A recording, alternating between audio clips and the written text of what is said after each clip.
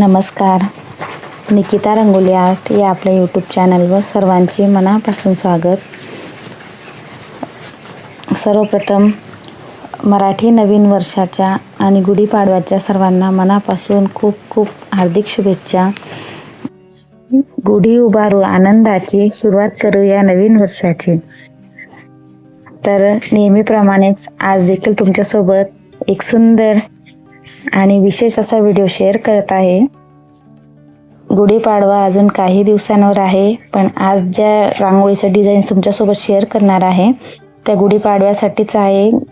गुढीपाडव्याचे designs या आधी share करत आहे, कारण की ज्यांना कोणाला रांगोळी काढायची असेल ते आधीच प्लॅनिंग करू शकतात. त्या नियोजनानुसारच थोडे आधी व्हिडिओ शेअर करत आहे.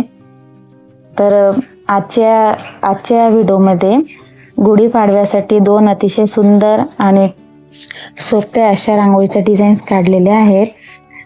मी आजच्या ज्या गुढीपाडव्यासाठी रांगोळ्या काढल्या आहेत त्या खूप छोट्या आणि जास्त वेळ लागणार नाही, लवकरच होतील अशा आहेत.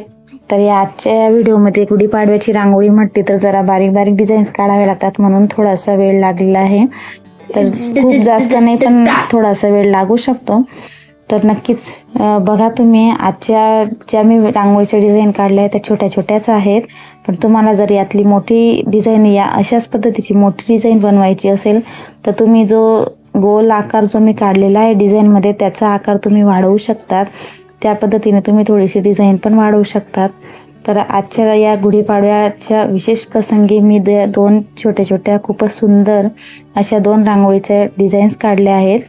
तर तुम्ही व्हिडिओ शेवटपर्यंत नक्की बघा आणि या डिझाईन्स काढण्याचा प्रयत्न करा आणि नक्कीच जमतील. खूप सोप्या आहेत, साध्या आहेत, सोप्या आहे आणि दिसायला अतिशय सुंदर आहे.